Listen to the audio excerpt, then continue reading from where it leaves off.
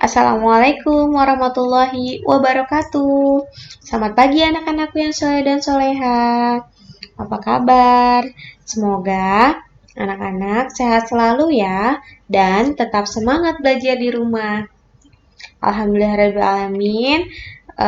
Kita bertemu lagi dalam pelajaran fikih, yaitu bab 3 bersuci dari najis. Sebelum kita memulai pelajaran, kita membaca basmalah bersama-sama dulu ya. Bismillahirrohmanirrohim. Baik teman-teman, seperti pertemuan yang kemarin, kita sudah membahas atau teman-teman sudah menyimak video yang Budian share ke teman-teman tentang bersuci dari najis. Bahwa setiap muslim itu harus suka kebersihan, karena kebersihan itu adalah sebagian dari iman. Dan Allah itu menyukai hamba-hamba yang bersuci. Untuk lebih dalamnya lagi, mari kita membahas tentang pengertian najis, macam-macam najis, dan cara mensucikannya. Pengertian najis. Apa itu najis? Najis berarti kotoran atau sesuatu yang dianggap kotor. Nah, kotoran itu menjadi sebab terhalangnya seseorang untuk beribadah kepada Allah. Macam-macam najis. Najis dibagi menjadi 3, yaitu pertama, najis ringan atau muhafafah. Yang kedua adalah najis sedang atau mutawasitoh. Dan yang ketiga adalah najis berat atau mugolazo. Najis ringan. Najis ringan itu apa, Bu Guru? Najis ringan adalah air kencing bayi laki-laki yang belum makan apapun kecuali minum ASI. Kalau Diva terkena najis ringan, bagaimana cara membersihkannya, Bu? Caranya mudah sekali. Percikan saja air secukupnya ke tempat yang terkena najis ringan. Kalau najis berat itu apa, Bu Guru? Najis berat adalah bangkai binatang dan air liur anjing. Oh, ternyata air liur anjing itu najis ya? Iya, Diva. Nah, cara membersihkan najis berat adalah dengan mencucinya sebanyak 7 kali. Pertama mencuci, gunakan campuran air dan tanah atau pasir. Dan selanjutnya menggunakan air bersih. Nah, kalau najis sedang adalah najis yang tidak termasuk pada najis ringan dan najis berat, seperti kotoran manusia,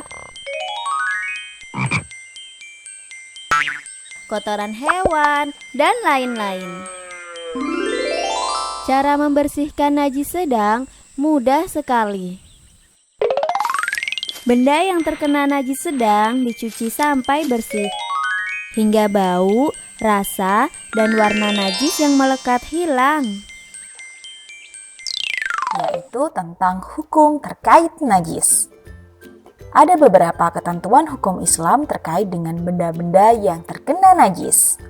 Yang pertama, tidak berdosa menyentuh najis. Yang kedua, sebagai syarat ibadah kepada Allah. Yang ketiga, barang najis haram dimakan. Dan yang keempat, benda najis haram diperjualbelikan. Nah, Ibu akan membahas satu persatu ya. Yang pertama, tidak berdosa menyentuh najis. Maksudnya bagaimana, Bu? Seseorang muslim tidak berdosa apabila tersentuh najis. Jadi, jika tersentuh najis harus segera disucikan sesuai caranya. Ingat, ketika kita akan beribadah kepada Allah, kita harus dalam keadaan suci. Perhatikan cerita berikut. Pak Ahmad bekerja sebagai petugas kebersihan. Petugas kebersihan adalah pekerjaan yang halal. Setiap hari Pak Ahmad selalu bersentuhan dengan benda najis. Cerita yang kedua, Pak Alim bekerja sebagai penyembelih hewan peliharaan. Setiap hari tangan beliau bersentuhan dengan darah dan kotoran. Untuk cerita yang ketiga, Pak Wahid bekerja sebagai sopir petugas mobil penyedot tinja. Setiap hari tangan Pak Wahid bersentuhan dengan isi septic tank. Nah, dari ketiga cerita di atas, Pak Ahmad, Pak Alim, dan Pak Wahid kesehariannya bersentuhan erat dengan benda-benda najis. Namun, ketika hendak beribadah kepada Allah, mereka harus dalam keadaan suci. Ketentuan hukum yang kedua yaitu sebagai syarat ibadah kepada Allah. Nah, kalian harus tahu, setiap muslim wajib bersuci dari najis yang melekat pada badan, pakaian, dan tempat ibadah. Mengapa badan harus suci? Karena suci dari najis menjadi syarat sah melaksanakan sholat dan tawaf. Jadi, setiap muslim tidak sah melaksanakan sholat dan tawaf apabila badan, pakaian, atau tempat sholat tidak suci dari najis. Ketentuan hukum yang ketiga yaitu barang najis haram dimakan. Maksudnya bagaimana ya? Nah, pada ketentuan pertama tadi sudah dijelaskan jika bersentuhan dengan benda-benda najis diperbolehkan. Namun, memakan dan meminum benda najis tidak diperbolehkan atau diharamkan. Ada beberapa jenis barang najis yang diharamkan Allah. Yang pertama yaitu bangkai binatang. Bangkai adalah semua jenis binatang yang mati tidak karena disembelih, tetapi sebab lain, seperti terkena penyakit, terjatuh, atau diterkam binatang buas. Ada dua bangkai yang dihalalkan, yaitu bangkai ikan dan belalang. Dan yang kedua adalah babi. Daging babi jelas diharamkan dalam Al-Quran, baik kulit, tulang, dan semua bagian dari babi. Yang ketiga adalah darah. Darah yang dibekukan atau dalam bentuk cair, hukumnya haram diminum atau dimakan meskipun dari binatang yang halal. Yang keempat, binatang yang kotor dan menjijikkan. Binatang yang kotor dan menjijikkan diharamkan untuk dimakan seperti kecoa, lalat, cacing, dan kaki seribu. Benda najis haram diperjualbelikan.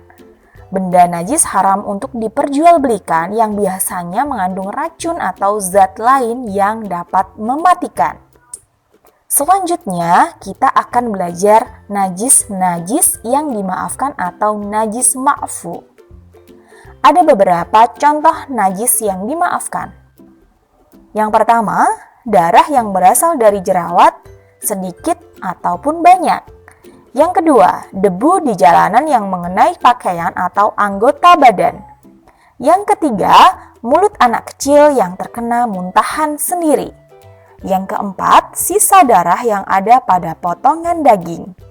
Dan yang kelima, kotoran ikan di dalam air yang tidak sampai mengubah warna airnya.